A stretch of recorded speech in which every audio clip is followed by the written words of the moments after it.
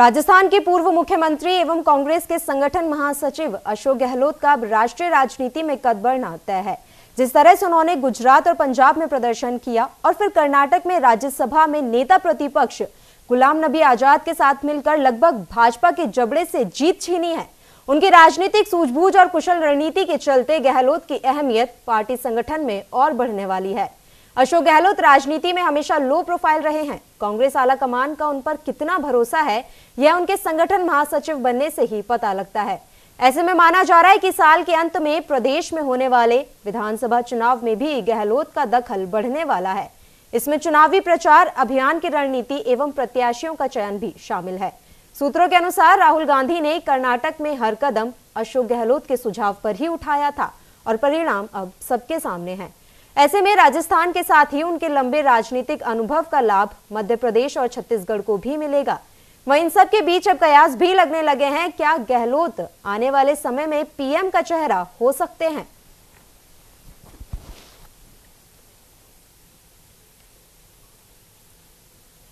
तो राजस्थान के पूर्व मुख्यमंत्री और कांग्रेस के संगठन महासचिव अशोक गहलोत का राष्ट्रीय राजनीति में कद बढ़ना लगभग अब तय ही माना जा रहा है। जिस तरह से उन्होंने गुजरात और पंजाब में प्रदर्शन किया और अब फिर हाल ही में कर्नाटक में नेता प्रतिपक्ष गुलाम नबी आजाद के साथ मिलकर जिस तरीके से भाजपा से जीत छीनी है, इन सब परिस्थितियों के बाद से यही कयास लगाया जा रहा है कि अब राष्ट्रीय राजनीति में उनका कद बढ़ना बिल्कुल तय है।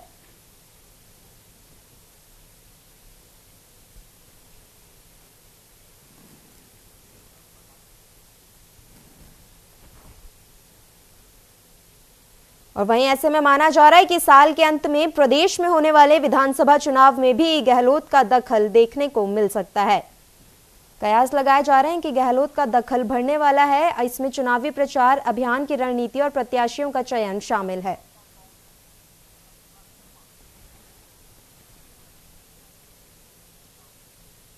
और फिलहाल हमारे साथ जुड़ी हैं अर्चना शर्मा, प्रवक्ता हैं ये कांग्रेस से। डॉक्टर अर्चना, आपका स्वागत है।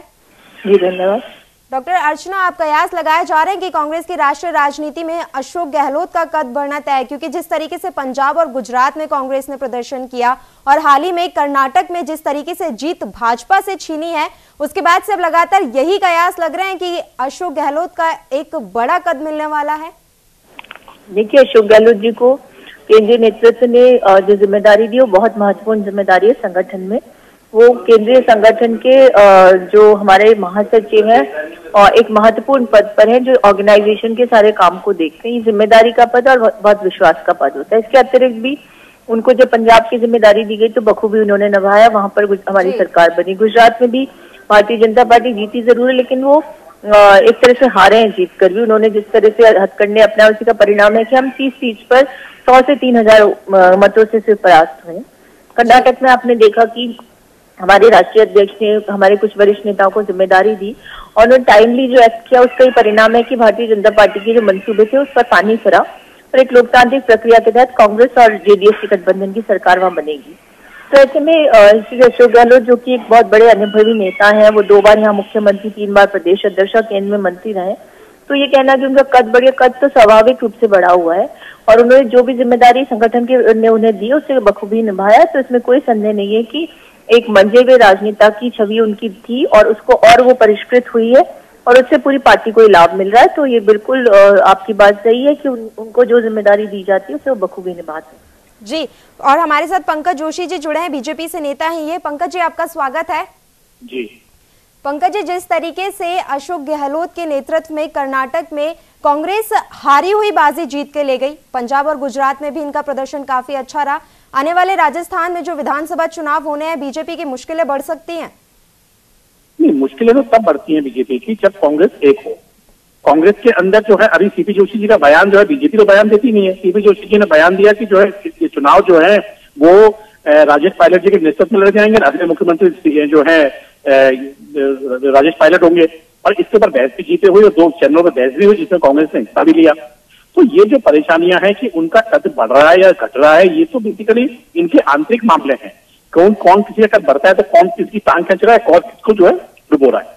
लेकिन हाँ, ये बात जरूर है कि वहां पर जो है कम से कम इनका राष्ट्रीय नेतृत्व जो है कमजोर था, लेकिन उनके जाने से कहीं ना कहीं जो है आज, लेकिन जिस तरीके की जो समाचार आ रहे हैं कि 6 महीने आप और 6 महीने जो पोर्टेबल अभी आज अपने मीडिया में पढ़िए, यदि ऐसी ही यदि हुई तो निश्चित रूप से कर्नाटक की जो जनता है वो इस चीज को जो है मेरे ख्याल में अपना भाग्य ठीक नहीं मानी।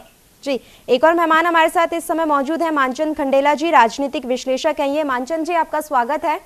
थैंक यू सर, जिस तरीके से एक लंबा राजनीतिक अनुभव है अशोक गहलोत जी को, क्या ऐसा माना जा सकता है कि मध्य प्रदेश और छत्तीसगढ़ में भी उनके इस लंबे राजनीतिक अनुभव का लाभ मिलेगा?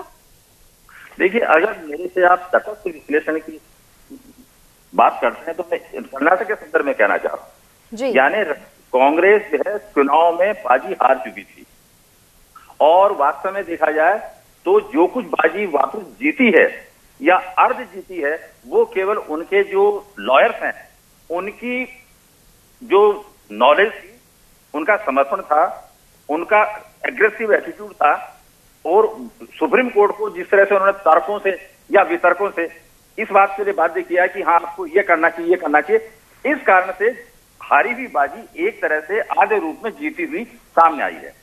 एक बात तो मैं ये कहना चाह रहा हूं। दूसरी बात मैं कहना चाह रहा हूं, अभी आपने कहा कि जहां तक अशोक गहलोत जी का सवाल है, हाँ वो मौन रहकर काम करते हैं, यानी ये कहा जाए उनके बारे में कि काम ज्यादा करते हैं, बोलते कम है। वो एक अलग बात है कि वो ज्यादा बोल भी नहीं सकते हैं, वो एक अलग बात है। अब तीसरी बात मैं यहाँ पे कहना चाहूँ, अभी आपने राजस्थान के बारे में कही, मैं आपसे ये कह रहा हूं कि राजस्थान के लिए तो सबसे बड़ा संकट हो रहा है। अशोक गहलोत जी जैसे जैसे ऊपर जा रहे हैं, मतलब सीधा सा है कि सचिन नीचे आ जी, ठीक है। अब सवाल ये आ रहा कि पहली प्राथमिकता अशोक गहलोत जी की क्या होगी, या अशोक गहलोत जी को चाहे होगी, क्या होगी, वो राजस्थान के मुख्यमंत्री बने, और अशोक वास्तव में मुख्यमंत्री बने, लेकिन हाईकमांड क्या चाहेगा कि वास्तव में पायलट जी को खुला हैंड दे दिया जाए। और ये जो स्थिति होगी ना, वो मैं समझ रहा हूं कि बीजेपी के लिए बहुत ही समर्थक होगी, यानी अच्छी होगी, और कांग्रेस के लिए बुरी होगी। मैं आपको साफ कह रहा हूं। और एक बात मैं यहाँ पे ये कहना चाह रहा हूं, जो राष्ट्रीय स्तर पर जो बात कर रहे हैं ना पंजाब की, पंजाब में जो कैप्टन जो था वो वास्तव में वहां वर्तमान में जो मुख्यमंत्री है वो थे, और उन्हीं की सब कुछ चली थी और उन्हीं की सब कुछ चलने दी थी। और उसके बाद में जो कुछ हुआ परिणाम हमारे सामने है। गुजरात में नो डाउट कि 3 जो लोग थे वहां पे, जो 3 अलग अलग जो है युवा नेता थे, उनका समर्थन आयास जो है कांग्रेस को मिल गया, या हम कहें कि बीजेपी के विरोध में हो गए, और इसलिए इस तरह का जो परिणाम देखने को मिला। और कर्नाटक की बात मैंने पहले आपसे कह दी। तो मैं ये कहना चाह रहा हूं, अब वास्तव में जो हाईकमांड है उनको ये देखना चाहिए कि अगर कोई कमांडर है तो निश्चित रूप से आपके जो अध्यक्ष हैं उसके वो ही होंगे, अध्यक्ष खिलाफ कोई नहीं होता। और ऐसा उनको मतलब सामने दिखाना भी चाहिए कि हाँ वास्तव में मैं हूं, और ऐसा नहीं दिखाना चाहिए कि कर्नाटक में अपने आप में जो है वास्तव में परिवर्तन हुआ और वो पर्दे के सामने आ गए और तुरंत बोलने लगे कि साहब मोदी जी का जो है मैं ये करता हूं, मोदी जी भ्रष्ट है। ऐसा नहीं करना चाहिए। अगर वास्तव में ऐसा है तो उनको गंभीरता से विचार करना चाहिए। और अगर स्ट्रेटजिस्ट कोई वहां पर होते तो मैं समझता हूं कि राहुल गांधी को इस तरह की बातों का उपयोग नहीं करने देते।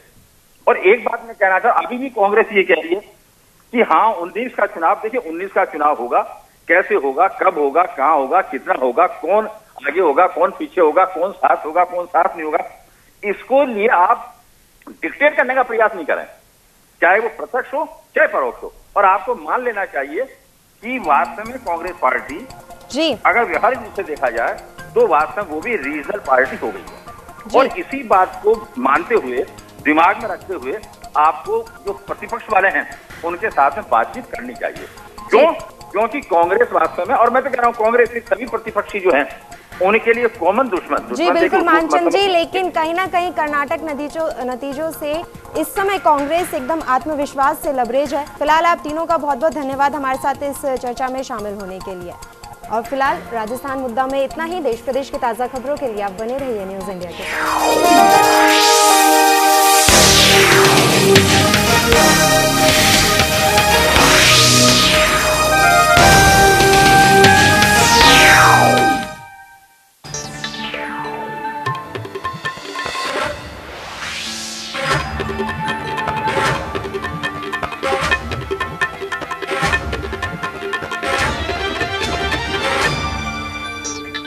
आप हमारे चैनल को YouTube पर सब्सक्राइब कर सकते हैं न्यूज इंडिया निम्स पर। इसके अलावा आप ट्विटर पर भी हमें न्यूज इंडिया 17 पर फॉलो कर सकते हैं। फेसबुक पर आप newsindia.nimsUnai पर हमें लाइक कर सकते हैं।